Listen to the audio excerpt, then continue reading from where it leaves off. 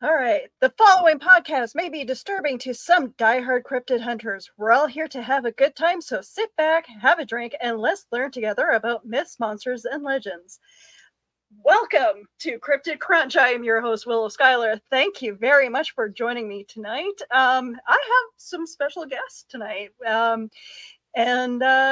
So let's get this show started.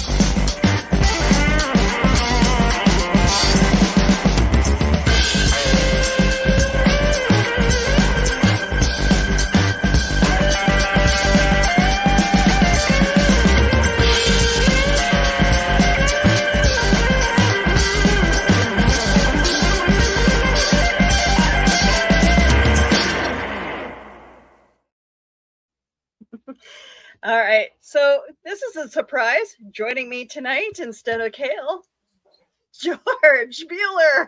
Hey, what's going on, Willow? How you doing? Good. I am so happy to see you here.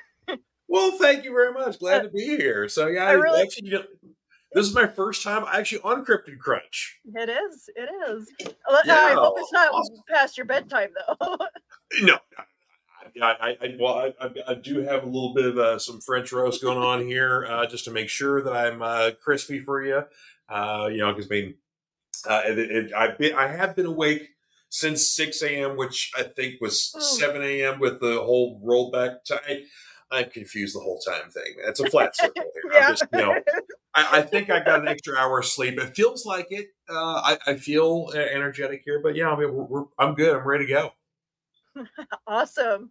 All right. So, coming from the Appalachian Mountains is the woman that I've been dying to talk to for a while. So, thank you, George, for hooking us up. Melinda.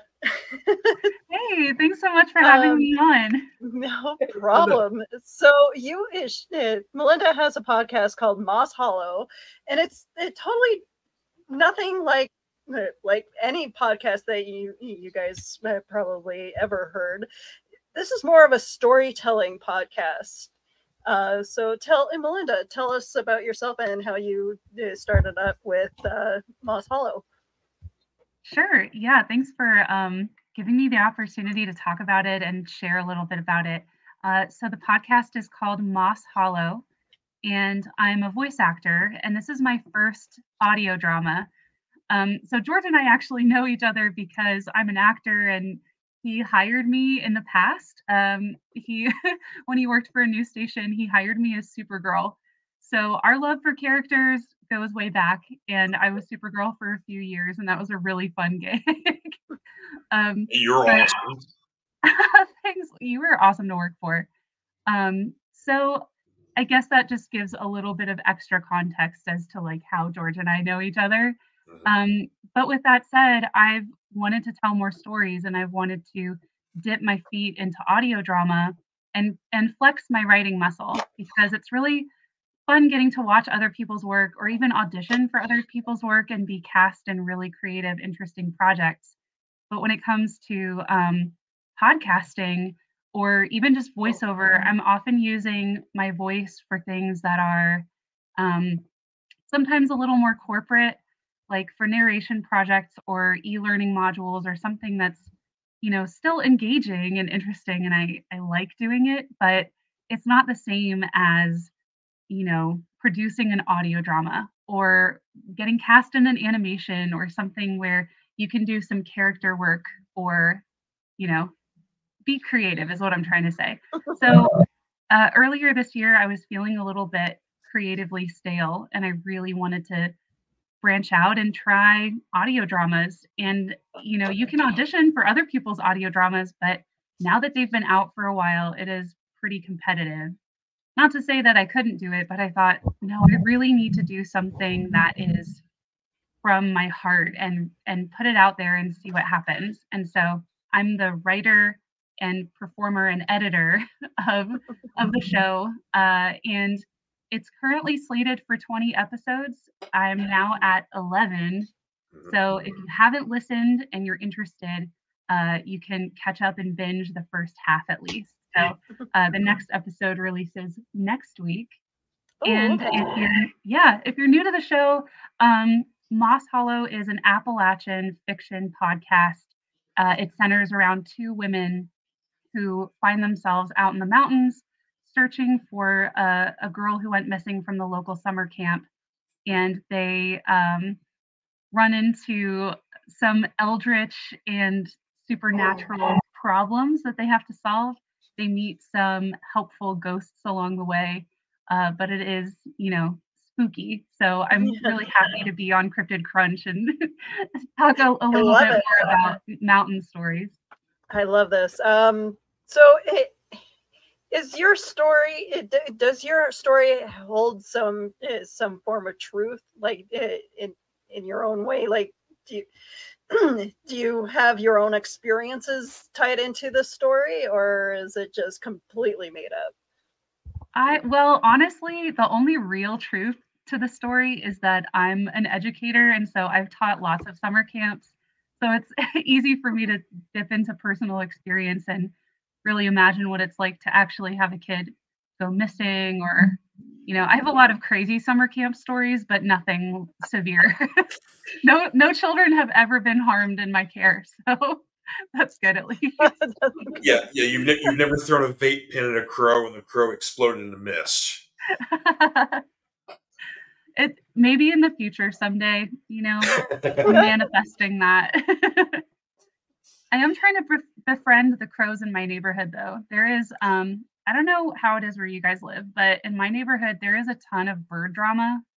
Mm-hmm. And once you notice it, you can't not notice it. Like, I was not planning on talking about this, but the bird drama in my neighborhood it compares to Real Housewives. It's insane. Because the local crows, there's only, in my local murder, there's maybe 8. Can you tell I have a love for crows? That's why they're in the story. But they are very territorial and they are very vocal. And I've now gotten them to recognize me and my house. So when they perch on the little lamppost outside on my street, they can call me and ask for peanuts. So it's progress.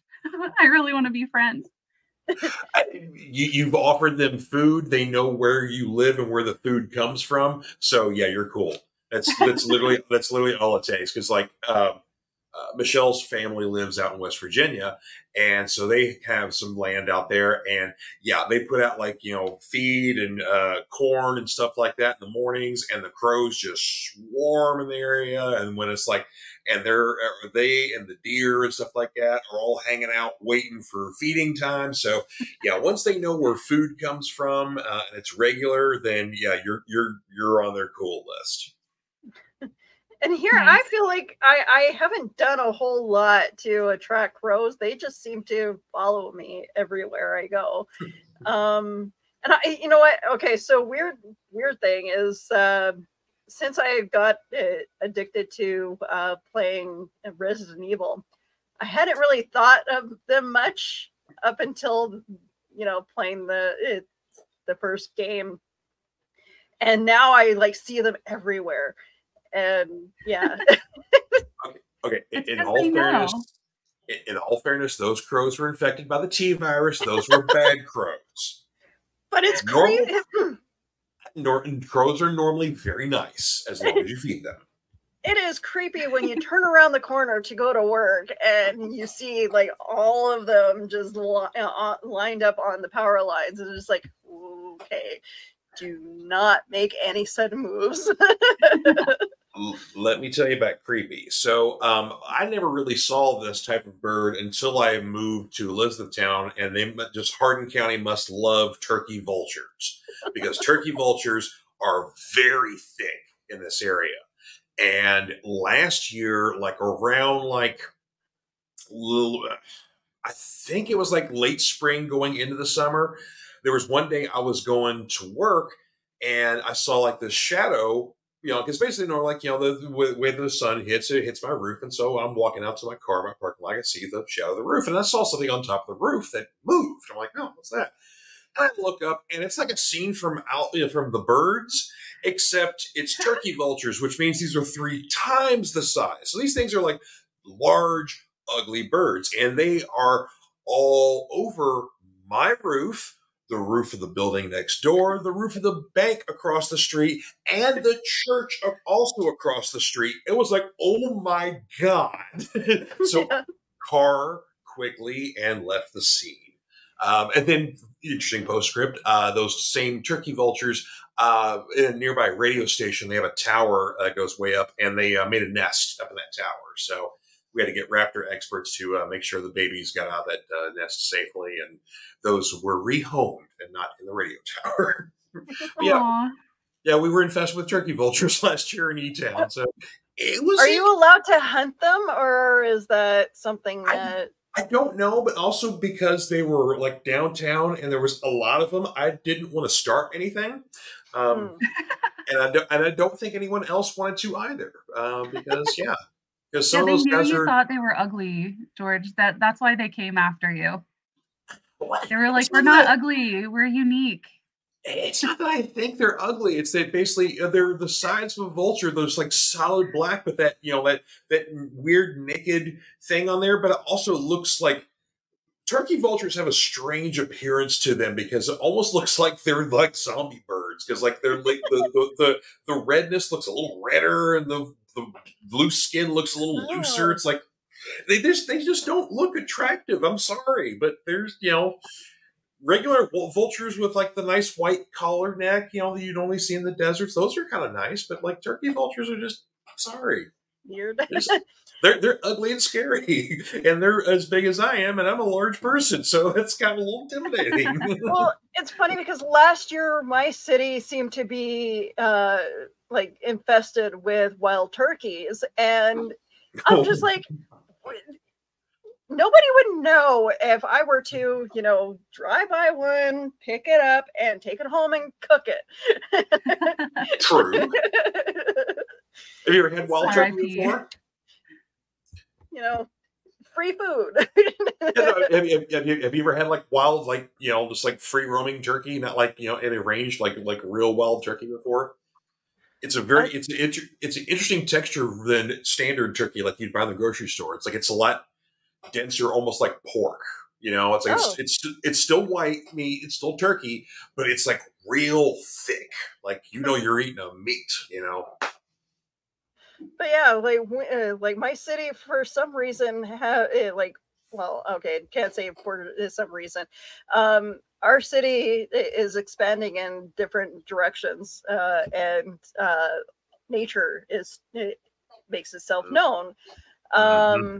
And so now we're seeing a lot more deer. We're seeing a lot more foxes coming out of the woodwork. And yeah, my neighborhood, we've even had coyotes come out, and neighbors are always constantly saying, don't leave your little dogs and cats roaming.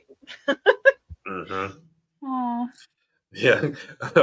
There's one comment, if you don't mind. I'm going to post here from Eli Cash here, saying, first the crows, then the seagulls, then there's blondes hiding and screaming in phone booths, then there's a British guy named Alfred standing there nonchalantly while wishing me good evening. What's so good about it? And Dan Hollifeld chiming in saying there's no reason to hunt turkey vultures. See, because probably they hunt back. Dan knows. Like I said, these are birds you don't want to mess with. Like I see them like hang out in packs on the highway, waiting for things to die so they can eat it. Like it's like they're daring stuff. Like, come on, let's go. I'm telling you, they're like a street gang. Yeah, I can't say I've dealt with any of those yet. I mean, it's Canada. We have weird animals up here too. Yeah, you guys got your own stuff. Yeah, and when it comes to cryptids, like we have like some of the weirdest cryptids up here. Like we have our own sea cryptid, again, is called the Manipogo, and then we have the Winnepogo. But again, whether or not someone has actually seen it is another thing. But we're just like ripping off other people's cryptids. Think of it like the highlights. You have the best of. That's what it is. Go ahead. I'll say Melinda and I being Kentuckians, we've got the Pope Lick monster or the Goat Man. Oh. Yeah. And then, Michelle being from West Virginia, she's got Mothman. So Point Pleasant isn't what I think Point Pleasant was only maybe an hour or so away from Fayetteville. So I've never been there, but she's been there before. So. And of course, Mothman is friend of the show. Yeah. Yes. Yes. Yeah. Frequent appearances on Cryptid Crunch. Yeah. Well, we like to keep Mothman, in our best graces because, he's seems to be a benevolent force, but it always seems to be around when things go wrong. So that means, we want to be nice to him, I guess, when he's here because maybe things won't go wrong, or I don't know. Just he's a wild card. You never know. We just don't want any bridges to collapse on Christmas Eves or anything like that. That'd be bad. Well, Not on everything. Don't you could let us know what the winning lottery tickets are instead of waiting around for something bad to happen. Yeah, if he knows the current speculation on any upcoming comics or whatnot, this is gonna just blow up. So buy all these. So okay. Thanks, Mothman. Mothman. Does he have a PO box that we can get in touch with Mothman? Well, he has his own holiday. I mean, maybe we can contact the museum that's in Point Pleasant. Maybe they might know, or maybe they've got a suggestion box for a Mothman. I don't know. That's a good question. Yeah, suggestion box. There's gum in there. Actually, since it's West Virginia, it's probably used dip or something. Hey, I don't know. Somebody put a pepperoni roll in there just in case it gets hungry. Yeah. There's a shrine somewhere with Mountain Dew to Mothman. Yeah, totally. Well, when we find it, we have some questions to ask. So, Willow, get on it. Well, going back to your podcast, what got you interested in doing your storytelling? Well, I've always done all of those things separately. So my writing has been separate and usually never shared. My voiceover has been for clients or for projects that may or may not be public. And then editing is something that I'm still learning. So this has been my first experiment or foray into audio editing, which is also really fun and enjoyable, but I'm sure for actual audio engineers listening, they might have some notes for me. But it's been great. I'm still learning that. And so this was an opportunity to put all of those things together and to tell the kind of story that I wanted to tell. And it makes me really happy what you said at the very beginning, Willow, when you were like, it's not like other podcasts that I've been listening to, because I noticed that too. I wouldn't call my podcast, well, I guess it's kind of a horror podcast. It's horror light. It's in the genre, but if you don't listen to horror podcasts, it's still very accessible. You're not going to be freaked out. And I've asked my friends what level of scary it is, and my friends who are sensitive said it's the right level of scary. So I take that note to heart because I'm very sensitive and I care about, how I categorize myself. So with that said, in the horror genre, in terms of audio dramas and also sci-fi sometimes, there aren't as many women. There are some really big audio dramas that do have women narrators that are amazing, that I really enjoy and admire. If you want, I can pull up a list of other things I've been listening to before the podcast, before our recording ends. But I was like, there aren't a lot of women-centered stories. It's still very, and I think the same is true in the audio world in general. There are some really phenomenal women, and there should be more. So I wasn't hearing the stories that I really wanted to hear. And that's how Moss Hollow started, by thinking, well, no one's making it, so I should make it. Yeah, absolutely. I would say, and for a good reference for anybody, it's part of the Serial Box Network here. It would be a Ryan permissonant level of spooky, because Ryan is still very new to horror, so he's very sensitive to stuff that's really freaky. Like I'm on the complete opposite end of the spectrum. I've threatened him once that one of these days I'm going to strap him down to a chair and make him watch Cannibal Holocaust, and it'll never be the same again. But yeah. So yeah, this is a Ryan Permisson PG accessible. I mean, it's as I first told Melinda when I first experienced the podcast, I was night driving and listening to this on the way back from somewhere or whatnot, going home, and so that kind of added to the level of it. But yeah, it's just really cool, really creepy, but just the soundscape of the music and the Foley sound effects and stuff like that just adds so much more to it. So it's like almost listening to an audiobook that has sound effects and stuff, which some of those do. It's like there's a lot of horror podcasts. It's just somebody reading a story, and sometimes they're better actors than others. But Moss Hollow adds a whole different level to it because you get all these sound effects and just kind of, it's great to listen with headphones. Because it just really it's a very immersive sound effect experience. Yes. So yeah, it's a lot of fun. Thanks, George. I'm glad you said nighttime because most of my creative simmering happens at night, and I think it's easier to write at night. Even recording it, sometimes I record at midnight, which isn't super healthy, but I think it does add to the feeling of the story. And a lot of the underlying sound effects that sort of bubble up across the entire episode are things like rain or crickets or a crackling fire. And then all of those are sort of interrupted by the more intense action of the scene. So yeah, I think if you're into, ASMR already, or if you like those ambient YouTube videos that help you focus or study or get work done, then Moss Hollow, I think you'll enjoy. And I know, like, as of lately this year, I've listened to a couple other audio podcasts before yours, and it seems like now actors are starting to do things like the Joker stuff, Joker and Harley, and then there's like, I like this. I like the storytelling aspect that you're doing with yours because you almost want the book to be there with you as you're going along listening to you. But will there ever be a book to go along with this? That's a great question. I would love to publish something. I don't know what it would look like. I also need to get the transcripts up onto the website. But yeah, I would love to be able to publish something.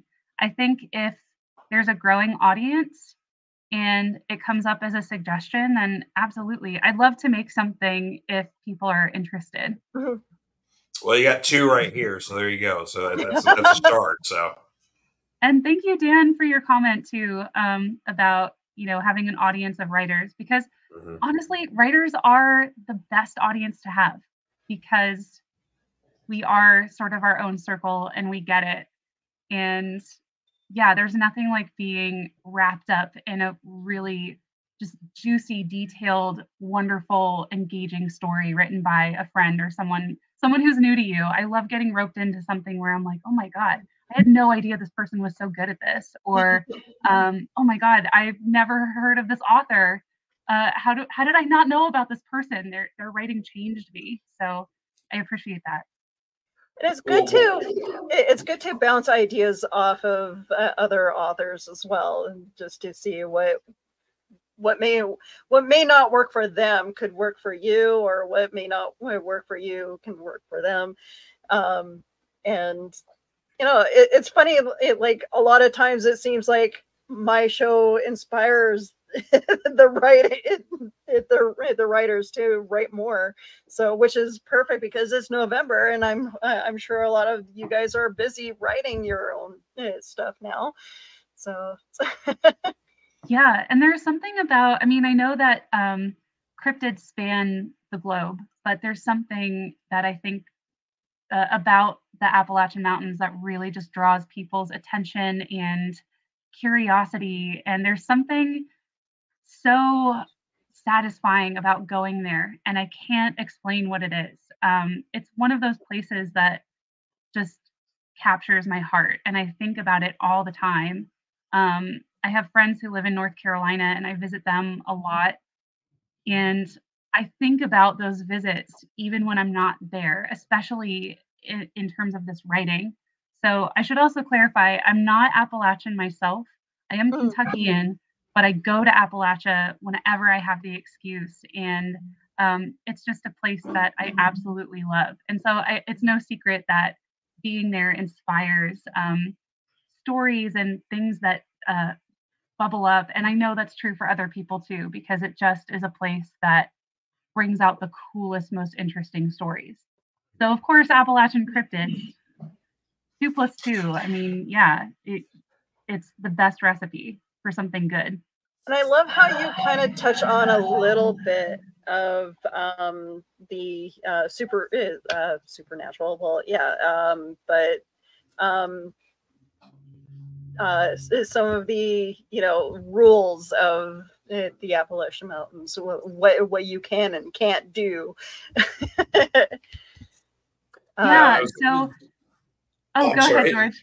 Yeah, I was just kind of second that. Like one of the, I think it's like the first episode. There's kind of a mention of. Actually, no, it's second episode after Lacey's been introduced, where Lacey kind of makes mention of like, yeah, if you hear things in the woods or you hear your name call, no, you didn't. You just keep on going. You didn't hear anything. And my wife, who is a native West Virginian, having not listened to the podcast, which I've been poking at her to listen to this podcast. Sorry, Melinda. I don't know if she really dig it, but anyway, but she's like, oh yeah, that's totally, yeah, like, if you hear stuff in the woods, you hear your name called, you hear sounds that would maybe draw you, like, no, you didn't, you just keep on going. So it's like, so that stuff is, there's folks there that they still believe that stuff that's going true. So yeah.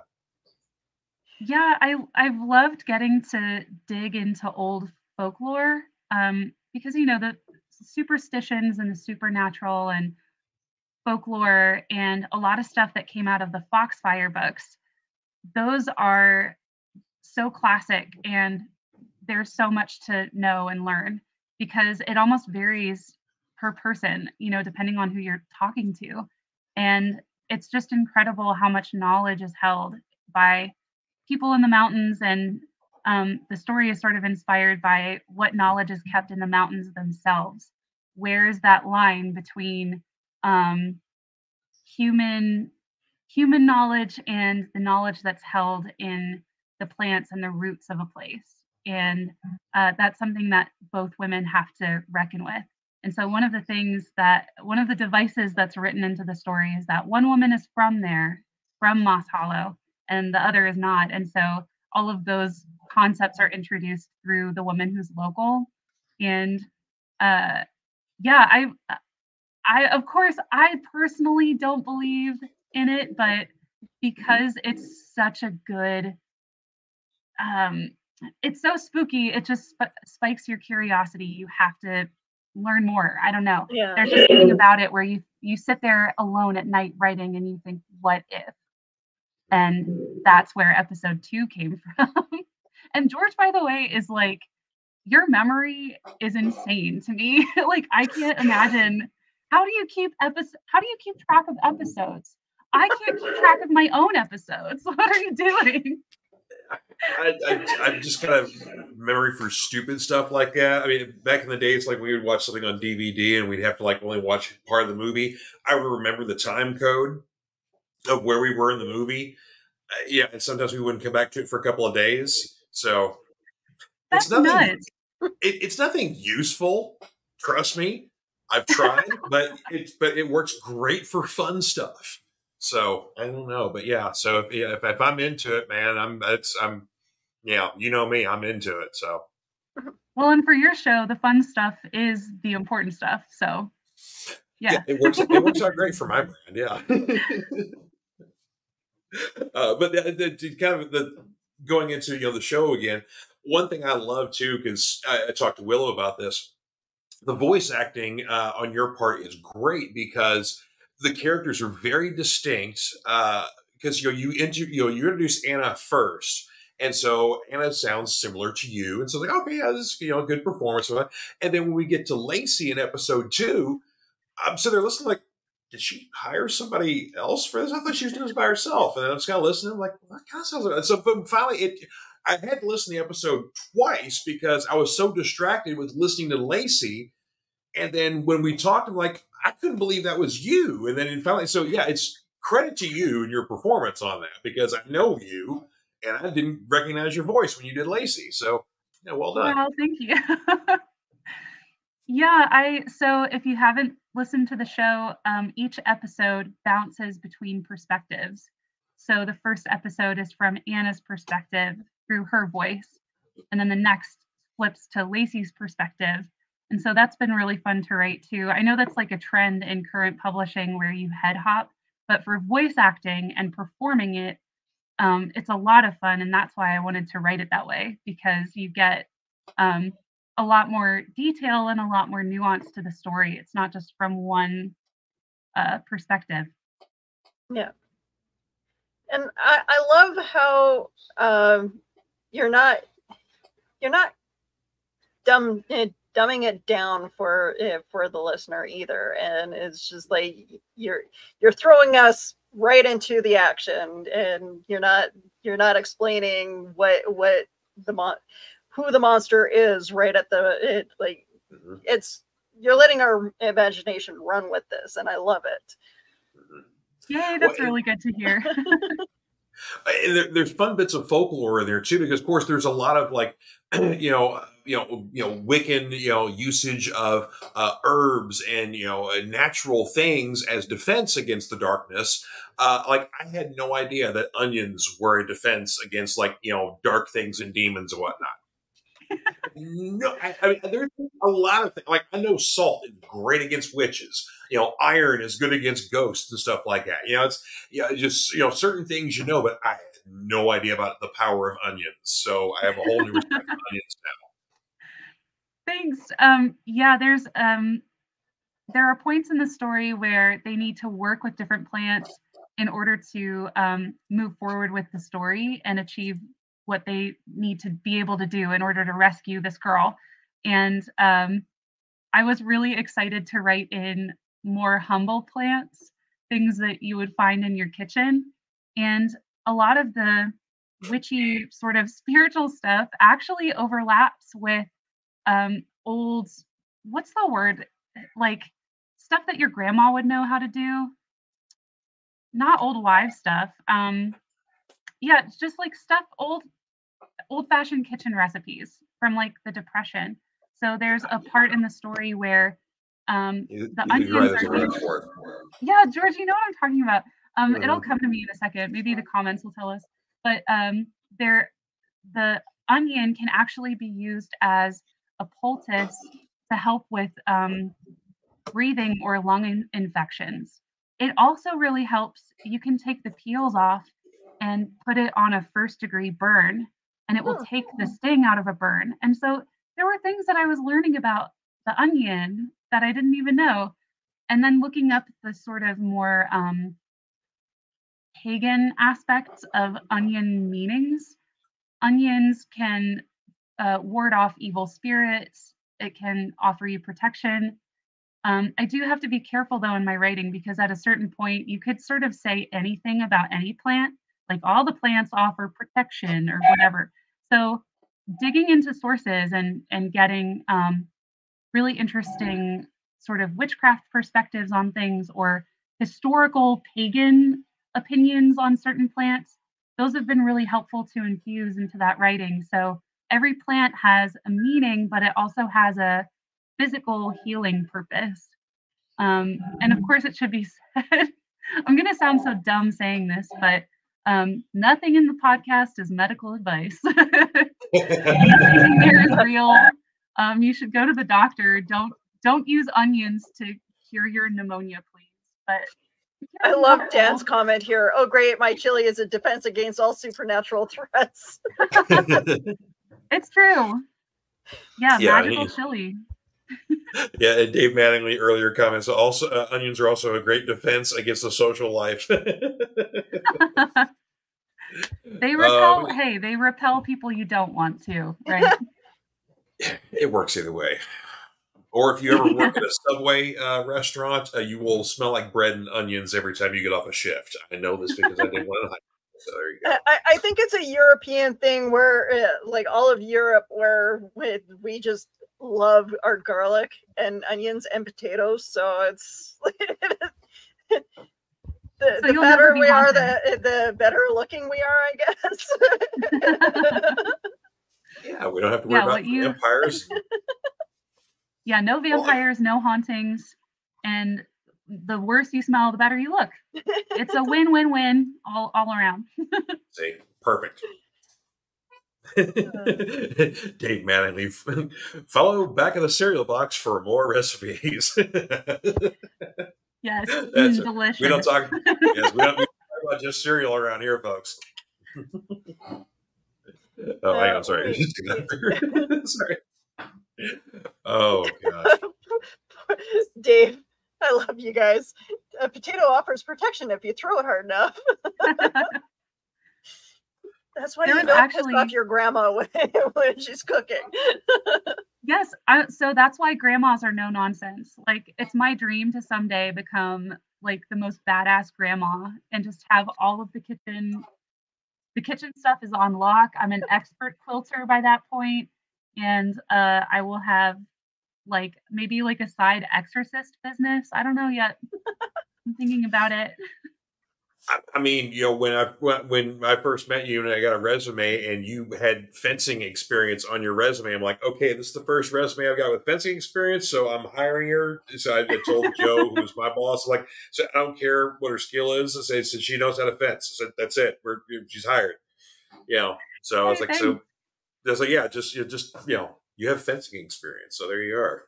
I didn't put that my certification lapsed in 2014, but you know, it doesn't matter. Broadsword is like riding a bike, you know. Yeah, it's you like, still fence, which is awesome. Thanks. How often have they updated fencing techniques in, like, you know, 100 years? I mean, come on. Well, nowadays the new very important but very sexy thing is intimacy direction. So often theaters will ask for the combat choreographer, the fight choreographer, to also do intimacy direction, which is not their job. That needs to be a separate person unless that person is, you know, certified and can really offer that. But intimacy direction is really important because, you know, if you're doing, as an actor, if you're doing something live, whether you're on a set or rehearsing a show, it can be really helpful because, you know, playwrights write spicy things and you need to have boundaries and consent and understanding and work out exactly what's going to happen so everyone is mentally safe. And yeah, so that is the new, just as a side note, that's the new important sort of trend and progression in acting, which is nice. Wow. That is not on my resume. I only have swords. I only have outdated swords. Don't hire me for intimacy direction. I don't know what I'm doing. And then like the next step will be like, you know, whatever the fancy way they'll call, you know, nudity on stage, because everything's going to be equus, you know. Hell yeah! Whoever's doing equus next, let me know. I gotta audition. Oh yeah, I mean, it's like, it's so funny because I remember that, you know, completely getting off topic. You know, that was like a big thing with, like, you know, it was like, you know, in like the 60s and 70s when you had, like, you know, old Calcutta and Hair and stuff like that, where there was nudity in those, and that was the big thing to go to. And then now it's like, you know, oh hey, Harry Potter's doing equus, let's go see Harry Potter naked. I'm so excited for him. You know how child actors, I guess, have to break out and have some project that they do that says, I'm an adult now. Please stop casting me as these like weird little boy roles or whatever. I'm really happy that was his. Daniel Radcliffe. He did a good job. Yes, I love seeing him in other things that totally puts him away from the whole Harry Potter stuff. Him playing Weird Al though is like he does that so well, and it's just I love that. I love that movie to the point where it's like it's making fun of all of pop culture and music and everything, but at the same time, Daniel Radcliffe, you can't tell him apart from Weird Al when he first started. That is like insane how much he looks like him. That's great casting. And being a hardcore Weird Al fan, I mean, when that movie hit, I was waiting for that to hit Roku.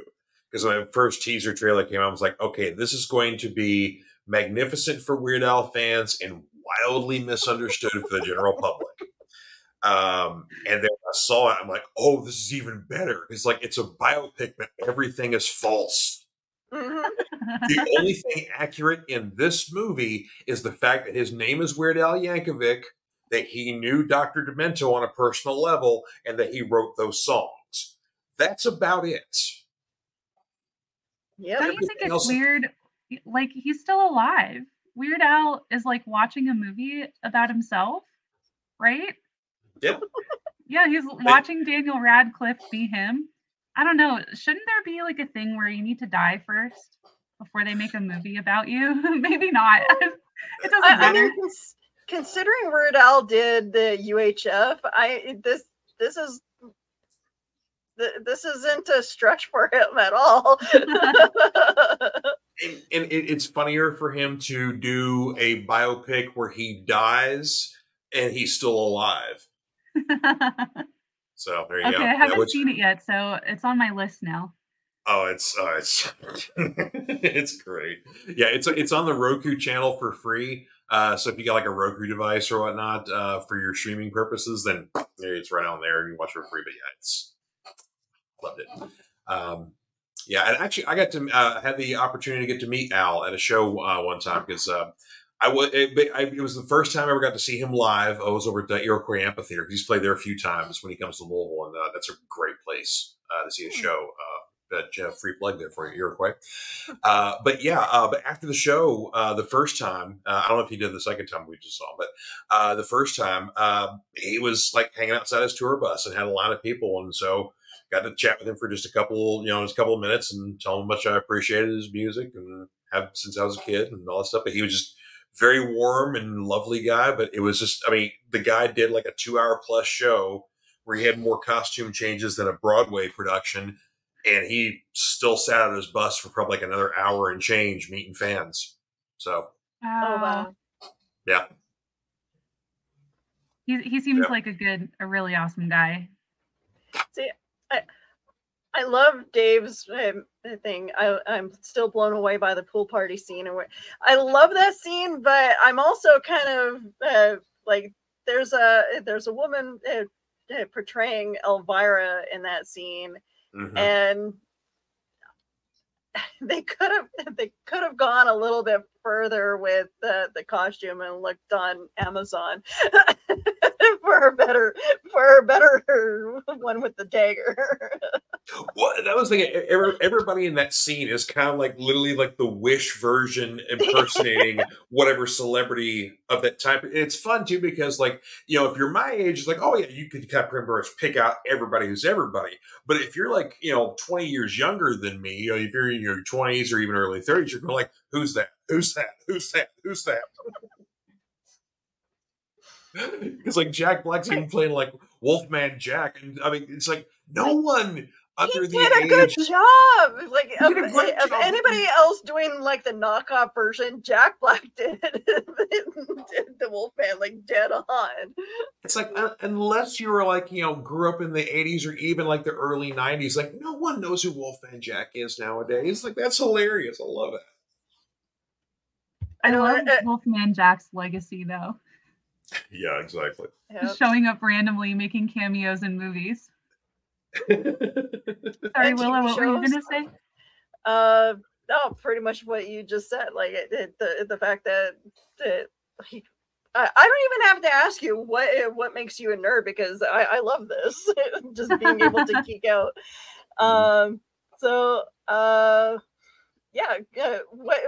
What other stuff were you interested in that inspired your podcast?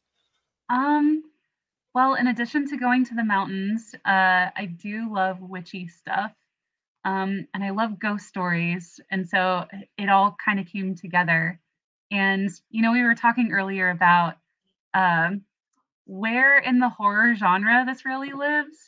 And while I'm sensitive, I can handle any horror that has a compelling story. Because there have been some things, movies especially, that have just really scared the shit out of me. But I loved that I kind of pushed myself to watch it because the story was so compelling and the character development was so good. I think when you can get behind a character, doesn't matter what genre it is, you can watch anything. And I know what's his name? He's so famous. Jordan Peele, right? Oh yeah. Yeah. Jordan Peele's movies I absolutely love. And I think people who are really into horror, who have to have a lot to be scared, they're not as much of a fan of his. And I think it's because Jordan Peele's movies are accessible, but most importantly, they have characters that I really relate to. So I can kind of understand why horror fans are maybe divided on their opinions on him, but I love him because of his characters. It's not really the genre. It's not really stylistic at all. It's that he writes and directs really, really good characters who are cast perfectly. I loved Nope. And it wasn't really because of the stuff. It was because of the protagonist. I loved him. Actually, now that I think about it, I might have channeled some of that into Moss Hollow because there is a horse that makes an appearance in the story. Shout out to Jordan Peele, who will never know I exist, but hey. Yeah, I was just saying, when it comes to Peele stuff, as a horror fan, what I really appreciate is the social commentary that he puts into his horror. Because being an old school George Romero fan, that's what I loved about Romero. Was like he loved social commentary in his stuff, even though a lot of times it was a subconscious thing. He basically, people would kind of point it out after the fact. It was like, oh yeah, I guess I did that, but it wasn't something he meant to do. Whereas Peele's is a little more intentional, but still, very effective. So I like a good, I do enjoy a good story, and I'm kind of that category of it kind of takes jump scares still get me, but it takes a lot to really kind of get under my skin for a movie because I've seen a lot. Yeah. But for me, my favorite Peele movie is Us. That's one I love. Yeah. Nice. I might actually this fall go back and watch some of his stuff. For me, the stuff that really scares me is the ordinary stuff. It's not the gory bloodbath stuff. It's like real fears that regular people have that just become so exaggerated that oh man. So okay, recently I watched Let the Right One In. And I feel like that's a good example because the scary parts of that movie are actually so ordinary and so everyday that you almost don't expect it. But then that movie for me had images and occurrences in just visually that stuck with me for days. Like they would replay in my head and I think about it. And the kind of horror that really gets me is the stuff that you feel like you might see out of the corner of your eye. And so yeah, the ordinary regular stuff, like I'm not a mom, but any story that centers around a mom kind of gets me because as soon as a child is in danger, like I'm in the story. So yeah, I think for Moss Hollow, the characters' fears directly influence everything that's happening around them in terms of the action and the plot. That something could go well for them, but if they're too afraid or if they're letting their fears control them, then everything spirals out of control. And so how do they get control back, or what are their coping mechanisms that make them feel like they still have control? And so early on in the story, I started creating walls where they could not go back to the comfortable place where they were before, that they had to move forward even though they didn't want to. And I like asking myself, like, okay, well, what would I do in that situation? And then I kind of write it in. And again, it's asking what if, Or how can this be the weirdest it can possibly be? How can this be the scariest it can possibly be for me? And that's how some points in the story developed, like they can access the roots in the ground through their feelings, and also there's like a bodily sensation that happens where they start to feel the roots, without giving spoilers away. But that's the kind of horror that I like. Like, what would happen if? And then it's weird and fantastical, but it's just real enough that I can easily write the rest, you know? Awesome.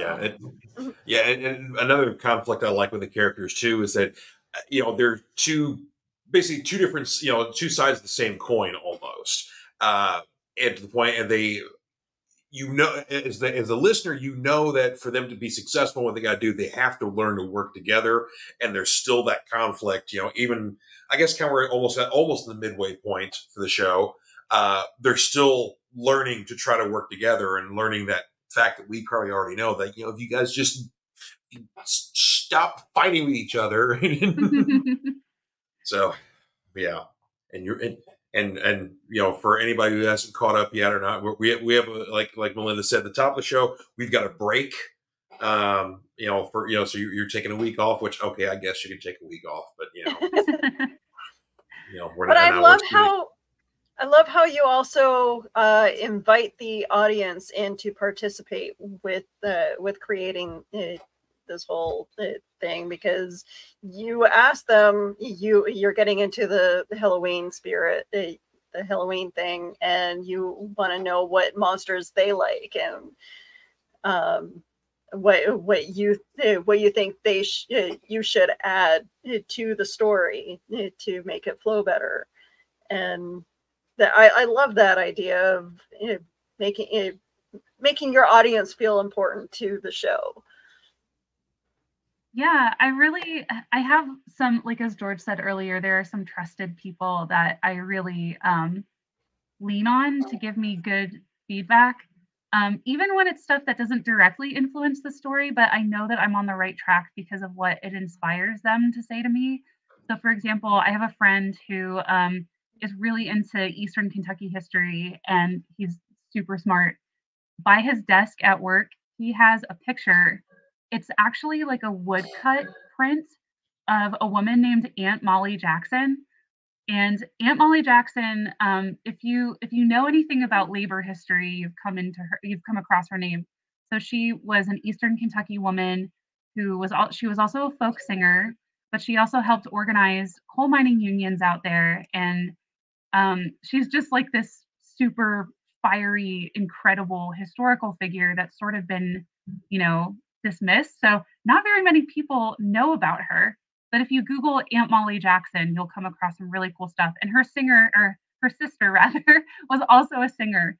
So they were like a power duo. And her husband, I believe, was a miner. So he sends me this video of him listening to Moss Hollow on his computer, and then pans up next to his desk just with a vision of Aunt Molly Jackson. And I was like, yes, oh my God, yes, she's like the perfect person to respond to. Because there is like a little bit of labor history in this podcast, although I don't delve very far into it. But miners and railroad workers make an appearance. It's such an important part of that region of Appalachia that it has to be there. And so him just showing me Aunt Molly Jackson was like, yes, this is in the spirit of Aunt Molly Jackson. I'm so happy that he sent me that. Oh, that's cool. Yeah. That's cool. I love that. So, for folks who, of course, just getting in here, we are talking with Melinda Beck about Moss Hollow, her podcast that's out now. We're on episode 11, 12?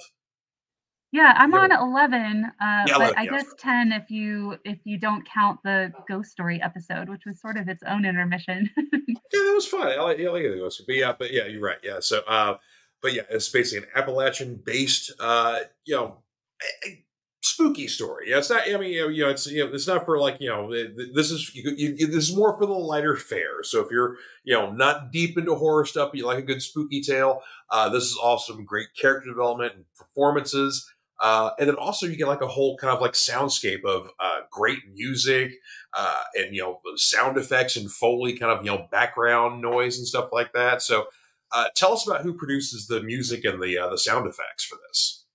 Yeah, so the theme music is made by a really awesome musician named Kendall Winter, and she's based in North Carolina, I believe, and her Instagram account is really cool. So she posts videos of herself playing banjo all the time, and that's actually how I found her.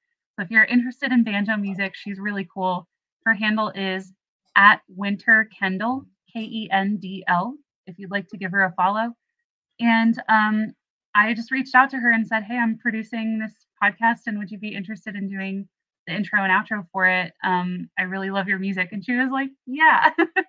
So she actually has some music coming out in the spring, and you can pre-order it on vinyl, which is really cool. I'm happy that she has a vinyl album coming out, and that's called Banjo Mantras. So again, if you're a folk person, if you're really into banjo, she's really remarkable. So please give her a follow.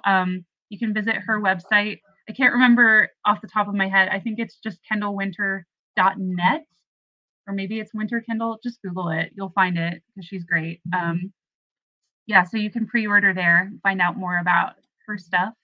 And then my other friend, Melody, is also based in North Carolina, and she just went out into her backyard and recorded a ton of stuff for me. So anything that you hear that's nature-based, like the katydids, the birds, the creek water, there's a few really, really good mountain sounds that I keep coming back to. Those are all originally recorded by her. And then anything else that I don't have or can't find, I go to freesound.org. So I found some actually really talented musicians on there.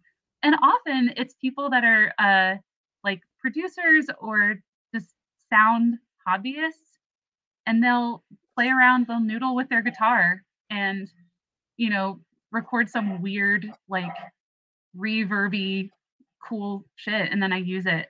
So there are some sounds that I also play around with. So whenever I can't find a sound that I really, really want, I'll mess around with it. So the plant spirits are, I actually searched for whale song, and then I just played around with the pitch and the reverb and sort of messed with it in my software.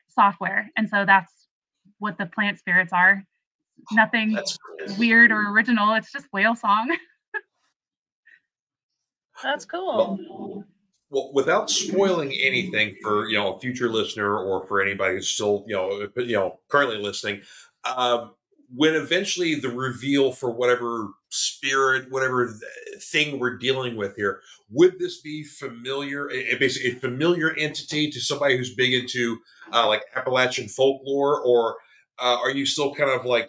Are you still kind of playing with the idea of what it is yet? Like, do you know what the basic our big bad is basically? Yes, I know what the big bad is, and it's so hard for me to not spoil it. I have to wait until Moss Hollow is done, and then maybe I could do a follow up interview. But it's not a classic cryptid that you would know. But it will be familiar to you. Okay. So, that's all I can like say. it's cure. Dave Mattingly says, if you play a whale song backwards, you summon devilfish. Yes, Dave, you should like write the Moss Hollow sequel, Ocean Edition. Yeah, that'd be awesome. I love Dave. We got a lot of great comments here tonight. So yeah, definitely got to thank Dave Mattingly, Carl Witzman in here, Dan Hollefeld, Donna Carley, Eli Cash. Yeah, and Donna and Eli. I promise you guys, if I do pin Ryan down to the chair to make him watch Cannibal Holocaust, I'll let you guys know. I'll have the camera, in front of him, and we'll kind of tape his eyelids back, like in Clockwork Orange and all that kind of stuff. There's probably gonna be a lot of crying, I would imagine, on his part. But if it gets a little uncomfortable, I may cut the feed here. I may take it easy on him. We'll see how he does in like the first 10 to 15 minutes, and we'll go from there. George, I like that you're closing out on just casual threats. Look out.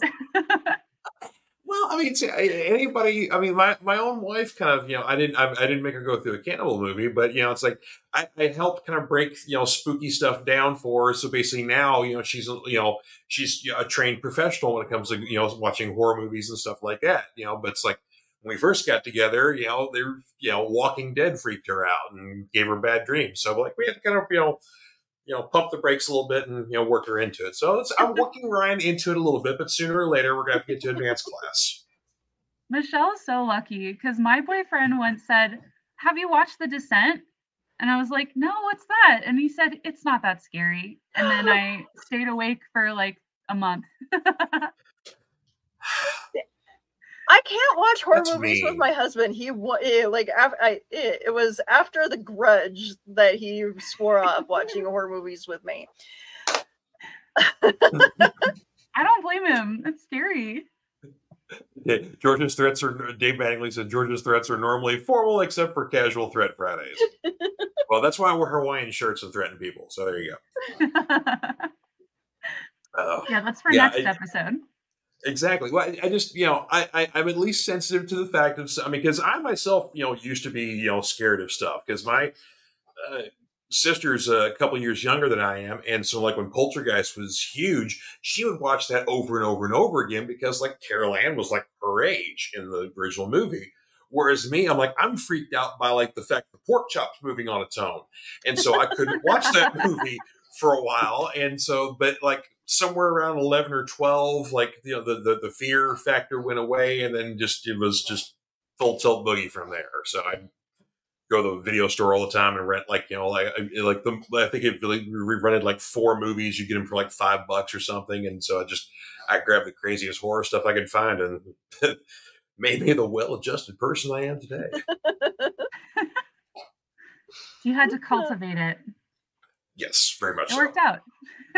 It did, yeah. Do I dare ask what your guys' first movie was that you guys can remember?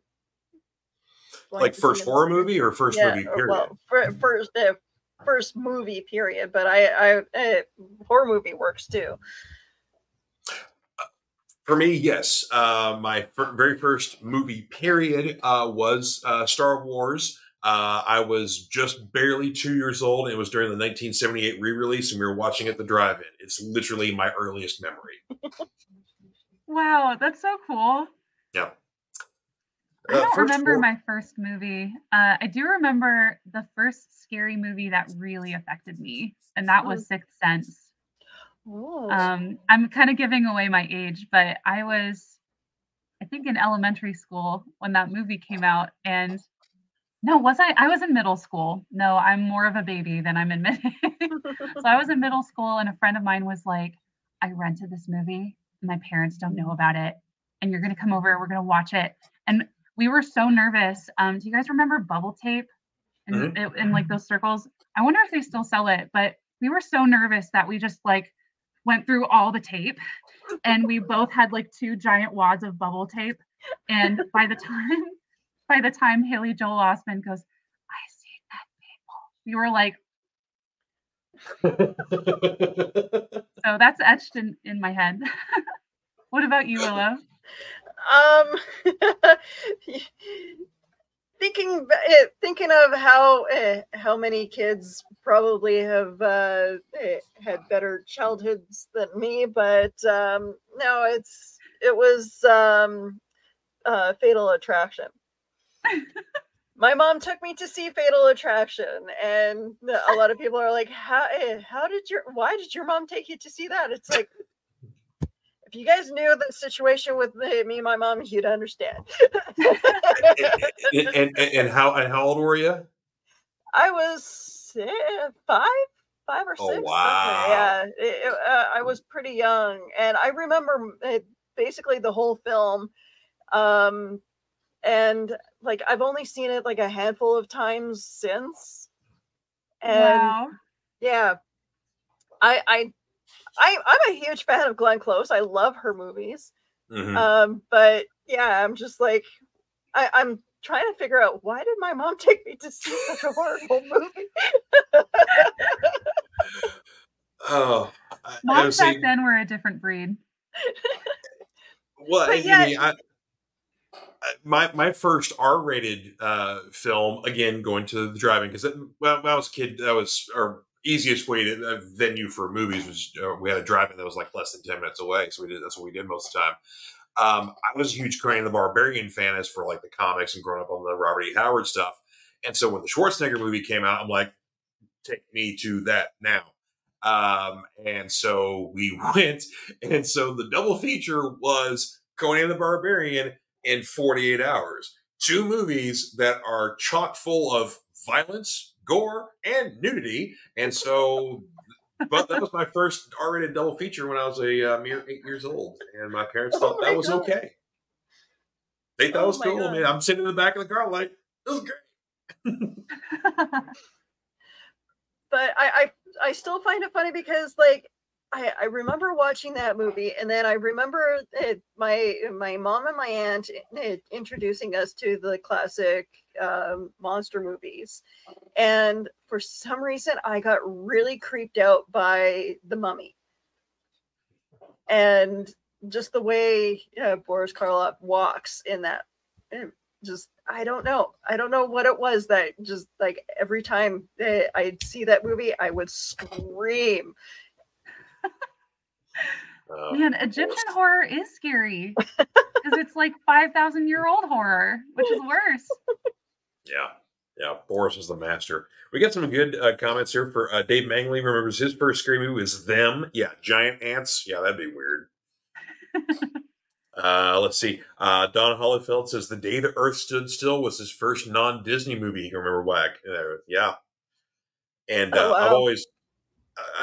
the interesting thing about the remake of The Day the Earth Stood Still that's got Keanu Reeves in it, a lot of fans will say that that's like the Silver Surfer movie we've always wanted but we're never going to get. Was basically Keanu Reeves' Day the Earth Stood Still, because it's like just paint him silver, put him on a board. He's the Silver Surfer in that movie. It's just the way. There you go. But yeah, so that's a classic. Don Duelis' first movie they saw in the theater was Ghostbusters. Oh, love classic. That's a great first movie. Carl Witzman says we're making him feel old. Oh no. You're welcome. Dave Mangley says his son was 5 or 6 when he went to see Fellowship of the Ring for the first time, and the jump scare of Bilbo trying to grab the ring totally freaked him out. Who didn't though? Who wasn't freaked out? Because I still think about that. Yeah. You know, when Ian Holmes passed away, God, he was so good. All of the adorable images of him as Bilbo were like the nice ones, and I was like, no. His legacy is that moment. There's that one, yeah. So good. Yeah. Willow, another thing Melinda and I bonded on is hardcore Lord of the Rings fans. So. Yeah. Oh, okay. Yeah. So, there you go. Let's see here. Dave Manley says The Mummy was the first real zombie movie. Yeah. Yes, Dave. Technically, the Mummy's not a zombie. Mummies are a different classification of undead, because they're aware of what they're doing. They're cognizant. Where zombies are just literally they're like sharks on land. They're just eating machines. Mummies are aware of what they're doing. Mummies can also be sorcerers and stuff like that. So, yeah, they're a little different. Somebody needs to make a crossover, like a mummy zombie crossover where zombies can also be cursed, because I feel like with mummies the curse is like a big deal. That's a big part of the mumminess, you know. But if zombies were cursed, they'd be even scarier. Good point. Yeah, you know, they always kind of go like werewolf curses too. Werewolves, they kind of sometimes movies translate it where it's more of kind of like a viral sort of thing like that. But like the old school Lon Chaney one, he was cursed. Mm-hmm. So yeah. Wow. Yeah, I didn't think Uh, about that. Carl Witzman says, "Grew up on the Hammer films." Yes, Hammer horror films are great. Donna agrees. So yeah, that's some classic gothic horror there. Where almost every Dracula Van Helsing movie, you would get Christopher Lee as Dracula and Peter Cushing as Van Helsing, and that was just perfect. I love how Christopher Lee wasn't like he wants everybody to remember him as anything but Dracula. As far as I knew, towards the end of his life, he was proud of his whole, filmography. I mean, because that guy did, gosh, I think close to 2,000 films in his career. Never once playing a good guy, as far as I know. He always played villains, but in real life, was a perfect gentleman. Loved his fans. Didn't matter if you came to him loving Dracula or Sauron or Man with a Golden Gun. Doesn't matter. He always impressed me because he was so grounded in everything he did. You know, he never treated it as this extra fantastical thing. And it made me realize he was actually one of the first people that helped me sort of view the 20th century as a scope that wasn't really that far away. Because he knew Tolkien, and he fight in World War One? Yes. Yeah, so he was a soldier in World War One. That is so mind-blowing. I can't believe that. So that really wasn't very long ago at all, but it feels so distant. Anyway, Christopher Lee. Yeah, and you're right. And you're right, Melinda. Christopher Lee was the only cast member of the entire Lord of the Rings Hobbit films that personally knew Tolkien. They were so lucky to have him. Oh my God. Can you imagine? Man.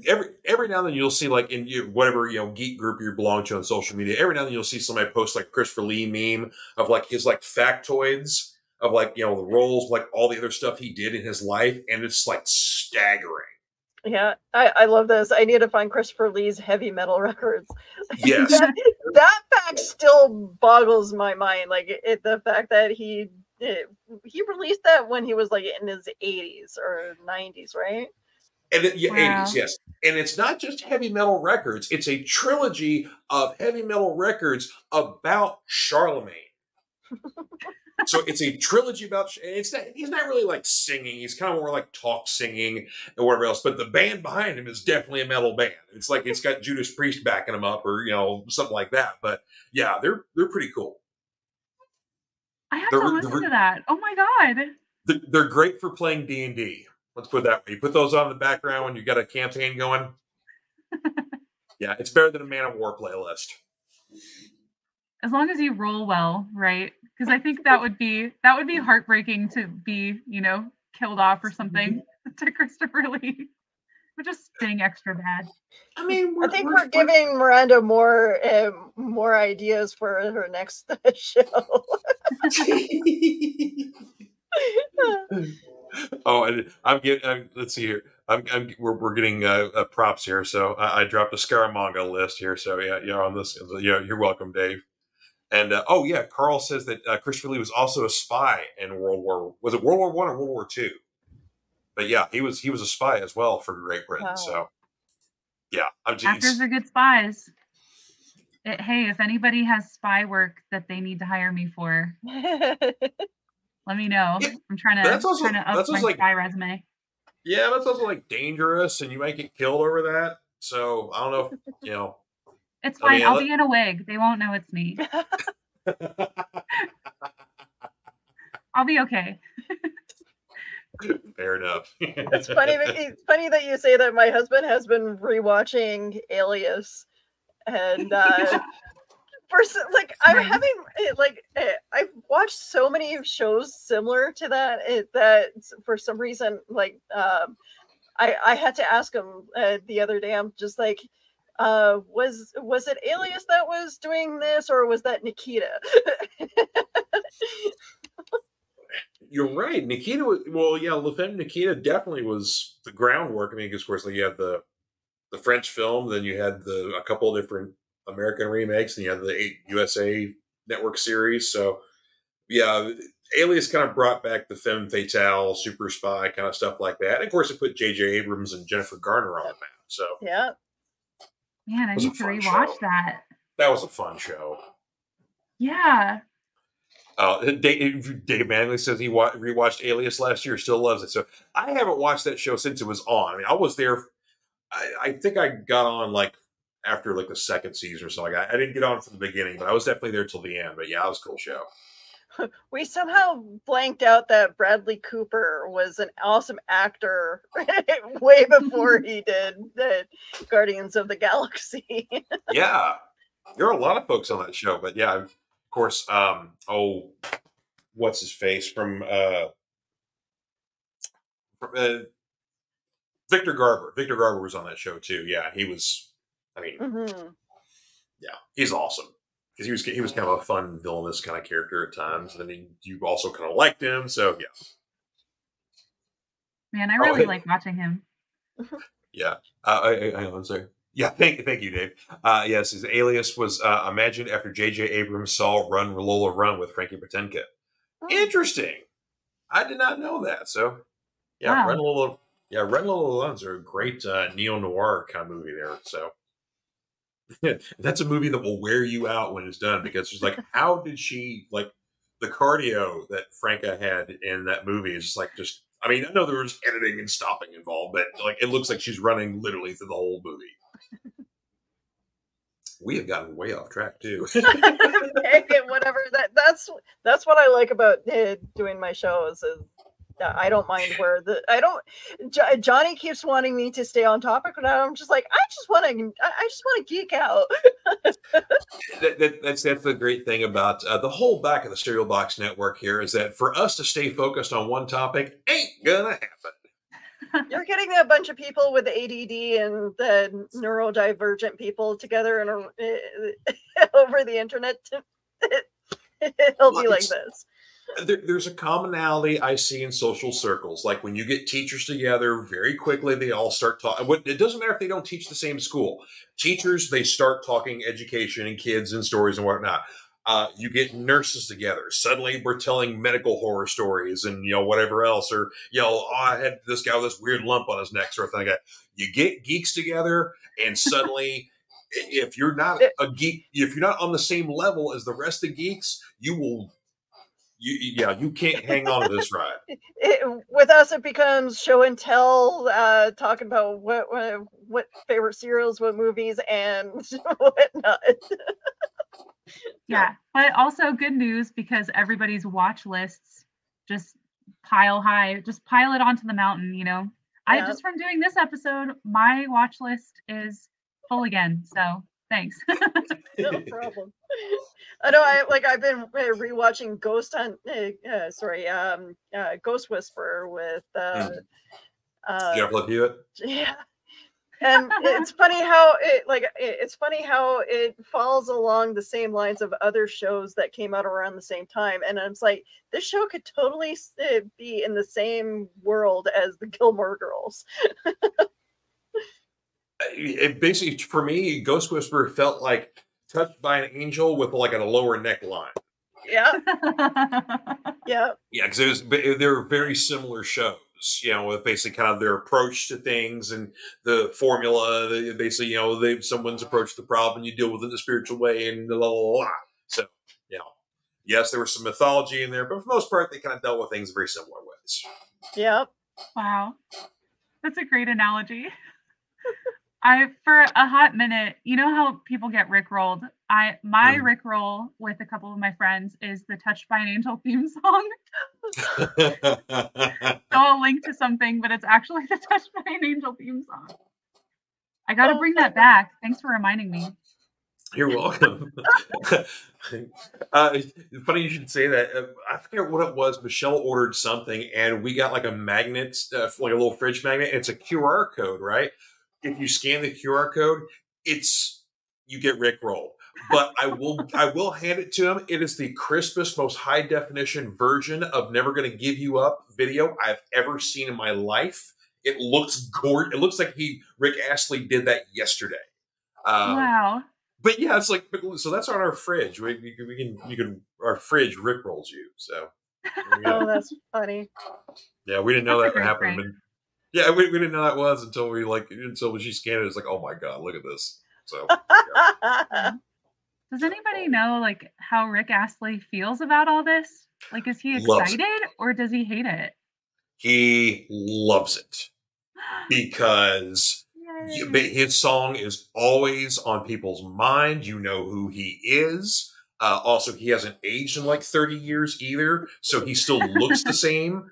Yeah, I mean, what was it? There was some TikTok I saw, like it was like a St. Patty's Day or something. He was in a pub and he was like, you know, tapping different, taps or whatever else. And every time he tapped one, it was like a different song around the time period of his. And he's like, nah, nah, nah. And then he finally gets to one, and it's never going to give you up. And he's like, he starts dancing, and like he was in the video. So yeah, he loves the attention.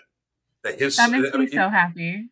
Yeah, I mean, he still performs the song. He will perform it proudly and gladly for you because he loves the fact that, I mean, yeah, he hasn't really, he still releases music from time to time. But it's like, yeah, 30 years later, people are still loving his song. And it's become a pop culture thing.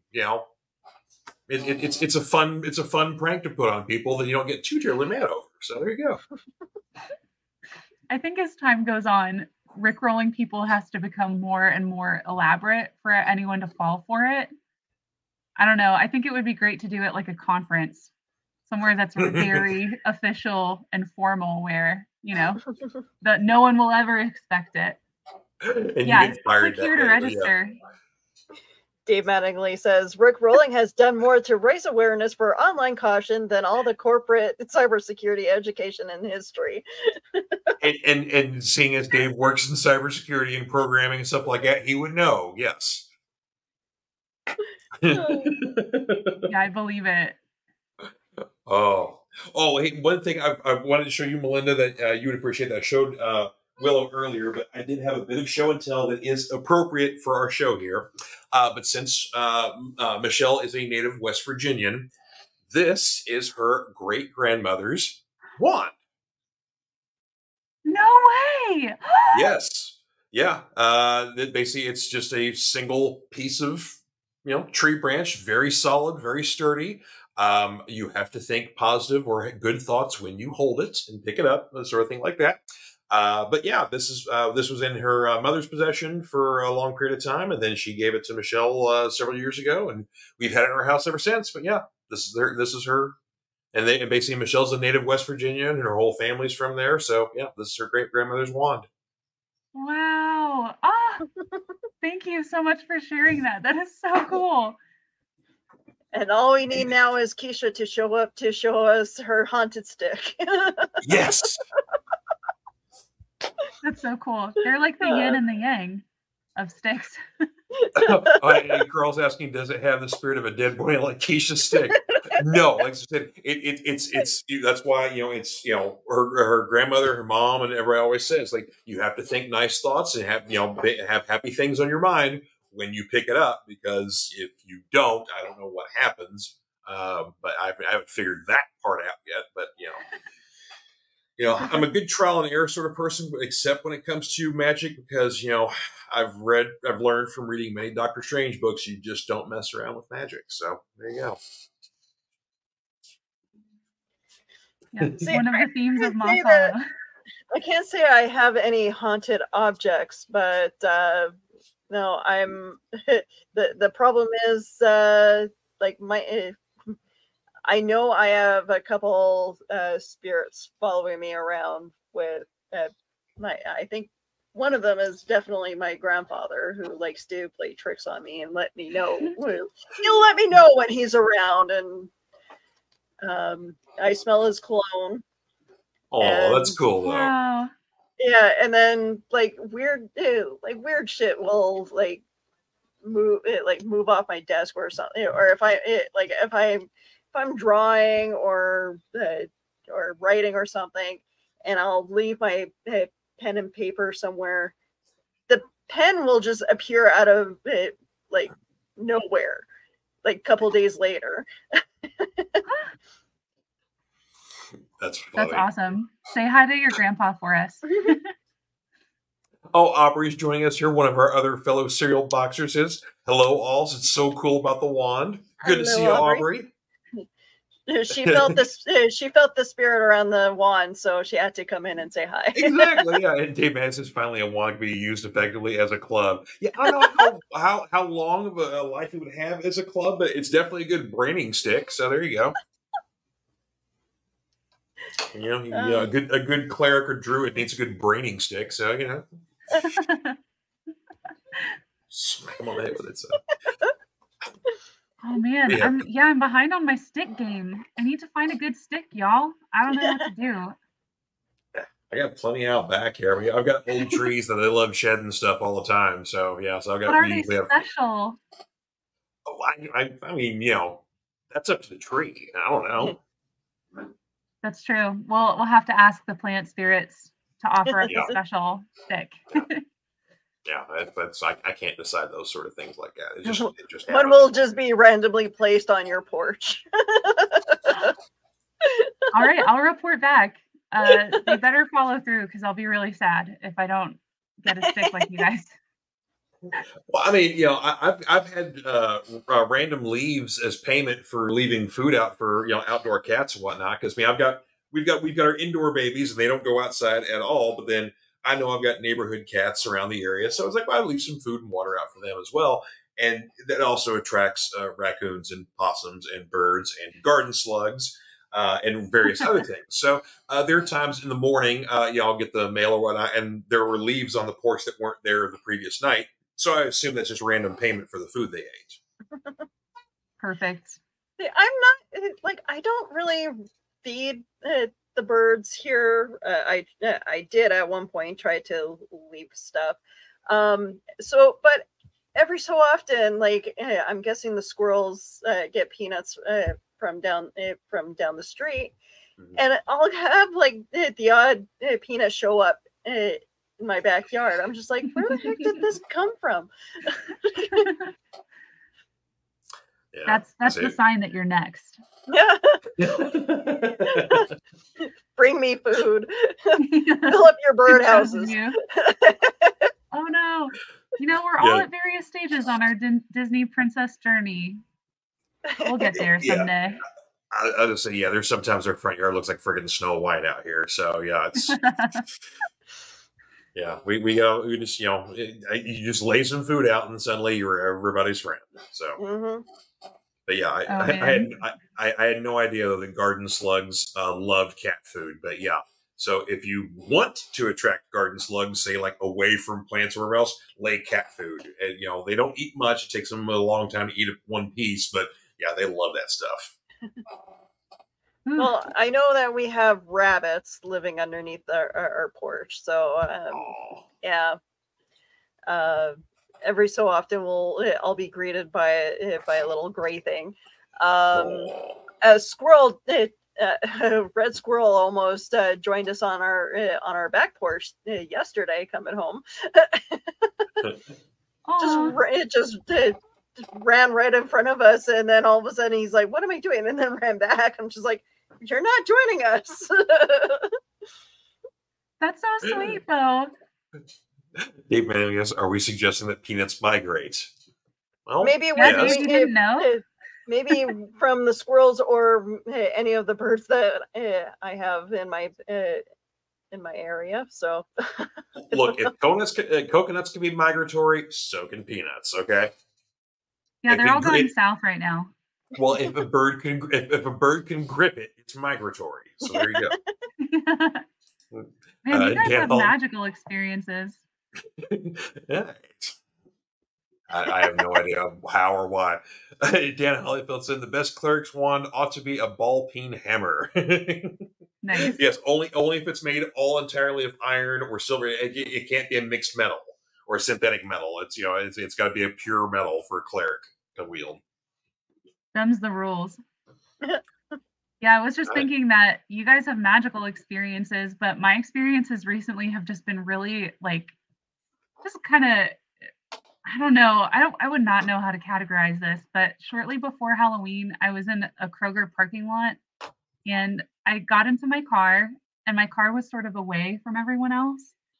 And I look over and there's a crow just by himself, not with anybody else, a crow eating an egg that had smashed onto the pavement. And of course, this was like Kroger, right? So the parking lot is, filled with cigarette butts and like trash and horrible things. And I just remember thinking, like, wow, is this, was this image brought to me because this is the state of my soul right now? Is this like an inner reflection? Because I was looking around at other people with their carts. No one else saw this. And it was so cool and so grotesque. This crow just eating this egg. I don't know why I'm telling this for the podcast, but maybe this is what I should close on. It was like so cool, but so disgusting at the same time. And I was like, maybe if karma is real and we can reincarnate as anything, maybe I'll come back as a crow and someday I'm going to be that sad, weird, cigarette smoking crow in the parking lot, just sucking a yolk out of a broken shell. It was so weird. And the other birds tried to get it, but it was like, no, I'm the Christopher Lee of this parking lot. Well, it seems like crows are supposed to be like, they're, they watch out, or, sometimes they have, spirits of loved ones and they, keep an eye on you, or they can communicate with other crows. So like, strangely enough, like if you're nice to a crow somewhere else, like communication will go around. Like they're very oddly intelligent and intuitive birds, more so than a lot of others. So, it may have just been, keep an eye on you, or just saying, what they appreciate the positive exposure and the podcast, Aww. Yeah, some beautiful crow spirit was like, eat your protein. There you go. That was the spiritual message. Yes, you said you needed to add a little more protein in your diet. You were lacking in energy. So there you go. Yeah, that's actually a good. If Cryptid Crunch, I think, has like a moral that needs to be passed on, like a mantra at the end of every episode. Maybe we can start that now, where like, cryptids eat weird things. You got to get your protein. Yeah, maybe don't necessarily eat an egg out of the parking lot, but maybe get some more protein in your diet. So I don't know. Eat well is the point. There you are. It's so awesome. That is awesome. You guys are fun to hang out with, and we need to do this more often. I'd love to come back. This has been so much fun. Absolutely. And I have a couple more episodes to go through of your show, and I'm looking forward to seeing where you go from here. Thanks so much, Willow. Yeah. Your storytelling is fantastic, and I wish you luck, and hopefully that it'll lead to more storytelling. And I want to see a book of your stuff someday. Yeah. Thanks. Yeah, I'll let you know when that's in the works. You'll be the first to know. Excellent. Yeah, and folks, just to reiterate, we were talking about Melinda's podcast, Moss Hollow, which is everywhere you listen to podcasts, or you can go to mosshollow.com directly to download and listen to episodes from there. So basically we've got you got 10 or 11 episodes, and then you're on, I keep saying we. I'm not involved in any way of the show as just a listener, but it's like, it's my show. I take ownership of this now. You're an honorary member, so you can say that. You can say we. Okay, thank you. It's the royal we. It's the royal we. But yeah, so I'm like the only murders in the room, only murders in the building fans. We're like it feels it's our podcast now, so we're best in this. I want to know what happens to Anna and Lacey. I want them to find the girl. I want to know what this whole thing is that's torturing these people. So, but yeah, so we should mingle after each episode is released and have a little chat about it.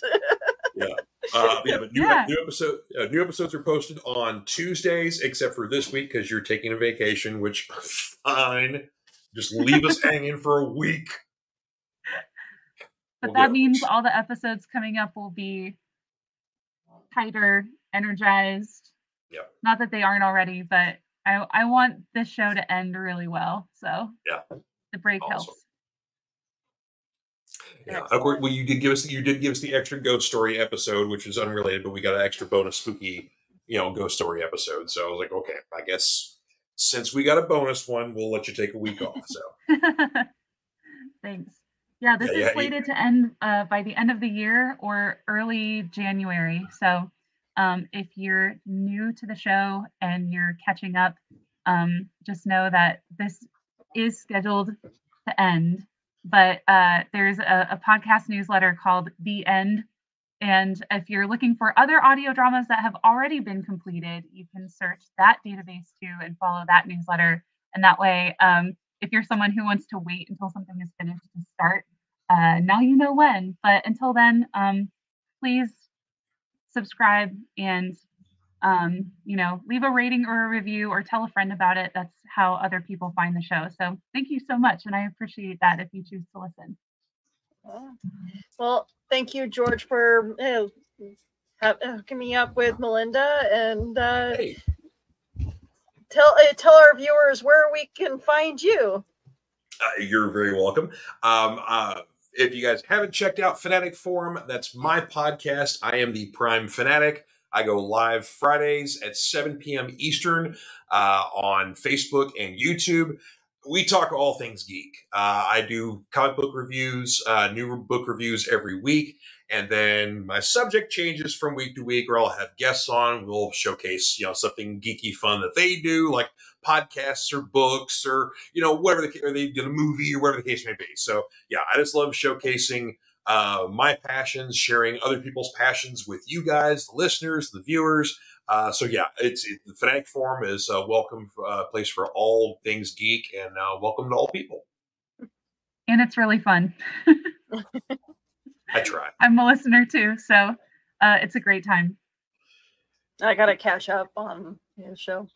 I'm a bad friend, but we're all doing. That's the thing. That when you're friends with other podcasters, we all support each other's podcasts. But do we get a chance to always listen to each other's podcasts? No. You know why? Because we're doing our own podcasts, so it happens. And well, we have a friend from England showing up. Glenn Fleming. Glenn Fleming. Oh, sorry, wrong Glenn. But welcome to the show, Glenn. Sadly, we're about to end the show. But too bad you can't stay. But hey, you guys can find me all over social media. I'm like the social media socialite. I'm on TikTok, YouTube, Facebook. I was on Twitter for the longest time, but I hardly use it now. But you can also find me on Instagram.